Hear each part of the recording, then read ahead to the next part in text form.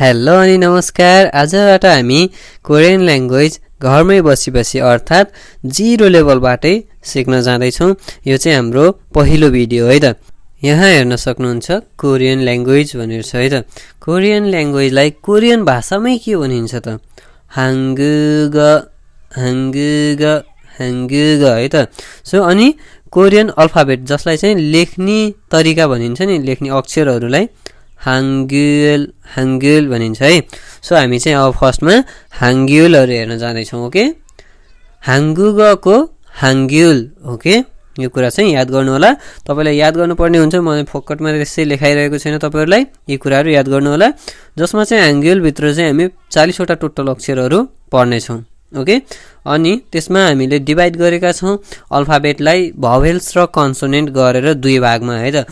भवेल्सहरू चाहिँ हाम्रो टोटल 21वटा अक्षर हुन्छ भने कन्सोनेन्ट चाहिँ हाम्रो 19वटा अक्षरको हुन्छ।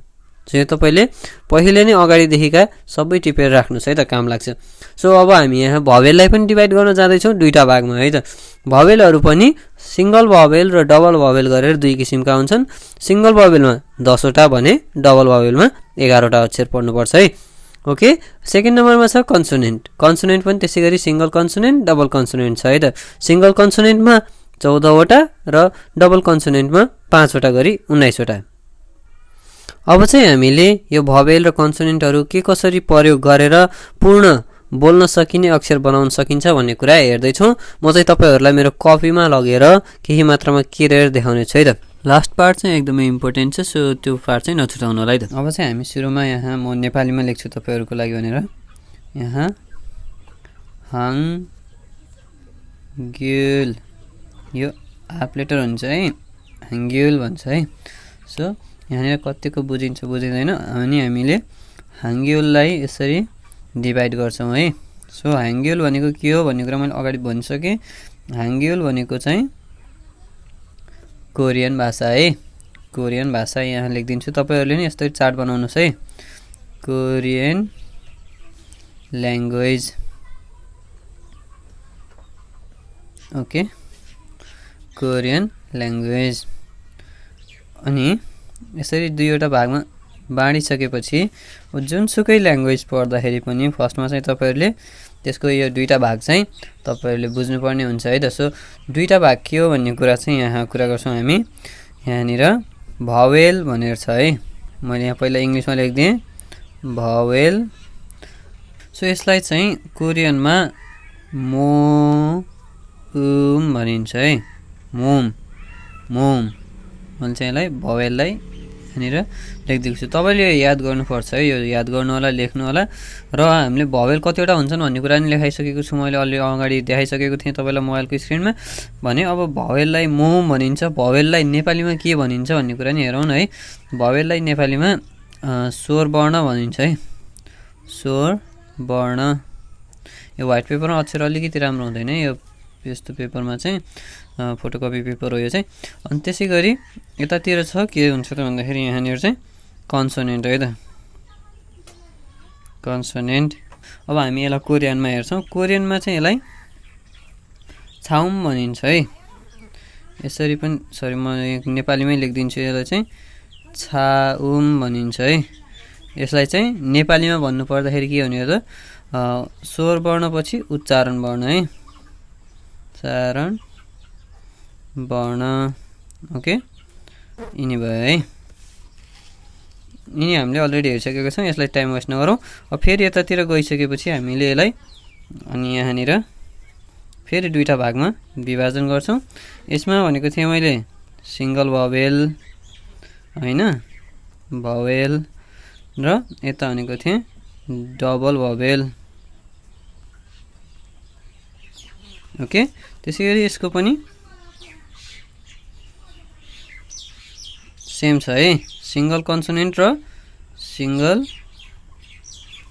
कन्सोनेन्ट, कन्सोनेन्ट र त्यसै गरी यहाँनिर डबल कन्सोनेन्ट। ओके, यो तपाईँहरूले राम्ररी गराउनु होला है त यति। सो मैले यसमा कतिवटा हुन्छ भन्ने कुरा अलरेडी भनेको थिएँ, त्यही पनि भनिदिउँ। टोटल 40 अक्षर हुन्छ र यता आइसक्दाखेरि यसको चाहिँ 21वटा अक्षर हुन्छ। यता 40, यता 20 र यता आउँदाखेरि यसको 19 वटा हुन्छ है त। अनि यसमा हामी सिंगल भावेलतिर जाउँ। सिंगल भावेलमा चाहिँ हाम्रो 10 वटा हुन्छ भने डबल भावेलमा 11 वटा हुन्छ है। ओके, अनि त्यसैगरी सिंगल कन्सोनेन्टमा हाम्रो 14 वटा थियो र यता भने 5 वटा थियो है डबल कन्सोनेन्ट। ओके, यो भयो हाम्रो कतिवटा अक्षर कता कता कुन कुन भागमा पढ्नुपर्छ भन्ने कुरा। अब यिनी अक्षरहरू पढिसकेपछि कुन तरिकाले लेखिन्छ, कुन तरिकाले जोडिन्छ भन्ने कुरा हेरौँ है त। सो यहाँनिर फर्स्टमा चाहिँ छ हाम्रो पूर्ण अक्षर बनाउनलाई कसरी प्रयोग गरिन्छ, कसरी जोडिन्छ भन्ने कुरा है। भावेल हैन, त्यसैगरी अर्को भनेको भावेल कन्सोनेन्ट प्लस भावेल गरिन्छ। कन्सोनेन्टमा भावेल गरेर भावेल मात्रै पूर्ण हुँदैन, त्यसैले हामी कन्सोनेन्ट सोनेन्ट प्लस भावेल गरिन्छ है। सो यो भावेल भयो, भावेलमा मात्रै पनि हुन्छ अक्षर, त्यसमा चाहिँ हामी कन्सोनेन्ट जोडेर गर्नेछौँ। तर यहाँ खास पूर्ण भनेको कन्सोनेन्ट प्लस भावेल गरियो भने त्यसले पूर्णता पाउँछ है, त्यो शब्द पूर्ण हुन्छ। त्यसैगरी अर्को के गर्न सकिन्छ त हामी भावेल गर्न सकिन्छ, भावेल प्लस कन्सोनेन्ट पनि गर्न सकिन्छ है। ओके, भावेल प्लस कन्सोनेन्ट पनि गर्न सकिन्छ, त्यसरी गर्न सकिन्छ। र लास्टमा छ अझै अर्को एउटा प्याटर्न छ, 4 वटा वे भनिन्छ यसलाई, 4 वेज टु राइट हैन। यो 4 वटा तरिका हुन्छ हैन, सिलेबस भन्छ। अनि यहाँनिर अर्को लास्टमा छ हाम्रो के छ भन्दाखेरि कन्सोनेन्ट अनि प्लस त्यसैगरी फेरि भावेल प्लस फेरि कन्सोनेन्ट है त, यसरी आउँछन् है। यो चाहिँ प्याटर्न हो, यो पूर्णता गर्नको लागि हामी यो गर्छौँ। यो 3-3 वटा भनेपछि यसमा के हुने हो त हाफ लेटरहरू आउने हुन्छ है यसमा चाहिँ। सो हाफ लेटर आउँदाखेरि चाहिँ यो 3टा प्याटर्नहरू युज गरिन्छ। पहिला कन्सोनेन्ट अनि भावेल लगाएर पूर्ण हुन्छ र यो कन्सोनेन्ट भनेको हाफ लेटरमा देखिन्छ है त। ओके, अब चाहिँ हामी यसै गरी पढ्नेछौँ। सुरुमा चाहिँ हामी यहाँनिर जान्छौँ 40 वटा अक्षर र त्यसपछि एउटा भिडियो नेक्स्टमा हामी यो भावेल्सका 21 वटा अक्षरहरू हेर्नेछौँ भने अर्को नेक्स्टमा चाहिँ हामी 19 वटा र त्यसै गरी यिनीहरू पढिसकेपछि हामीलाई जोड्न सिक्नेछौँ, जोड्नलाई यसरी नै प्रयोग गर्नेछौँ। So stay tune guys, bye bye, see you soon.